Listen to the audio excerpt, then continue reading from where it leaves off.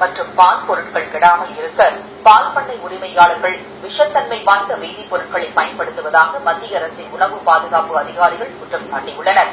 பல்வேறு மாநிலங்களில் பரவி கிடக்கும் பால் பதனப்படுத்தும் ஆலைகளை கடந்த மாதம் சோதனையிட்டதில் பால் கெடாமல் இருப்பதற்காக ஹைட்ரஜன் பெராக்சைடு, பொட்டாசியம் ஹைட்ராக்சைடு என்ற வேதிப்பொருட்களை அவர்கள் பயன்படுத்தி இருப்பது கண்டுபிடிக்கப்பட்டிருப்பதாக அதிகாரிகள் கூறினர்.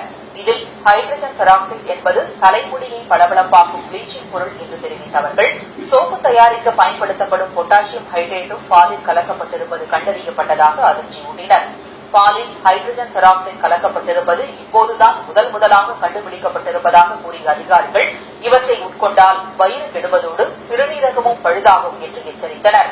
இவை ஒருபுறம் இருக்க, பாலில் இருந்து தயாரிக்கப்படும் பனீர், மாமா உள்ளிட்டவற்றின் தயாரிப்பின் போது அர்ஜிமோன் எண்ணெய் என்ற ஒருவித விஷ எண்ணெய் உபயோகப்படுத்தப்படுவதாகவும் அதிகாரிகள் சுட்டிக்காட்டியுள்ளனர்.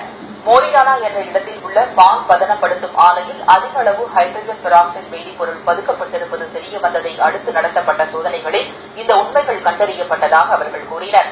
10 லிட்டர் பாலில் 200 மில்லி லிட்டர் பாலே தூய்மையான பால் என்று தெரிவித்த அவர்கள், சிந்தட்டிக் மில்க் எனப்படும் செயற்கை பாலில் நுரைத்தன்மையை ஏற்படுத்த சோப்புத்தூள் பயன்படுத்தப்படுவதாகவும் எச்சரிக்கின்றனர். சட்டவிரோத சுரங்க தொழில் போல கலப்பட பால் விற்பனை நாளுக்கு நாள் அதிகரித்து வருவதாக கூறிய அதிகாரிகள், இந்த விஷயத்தில் நடவடிக்கை எடுக்க முடியாமல் தங்கள் கைகள் கட்டப்பட்டிருப்பதாகவும் தெரிவித்தனர். சத்துணவு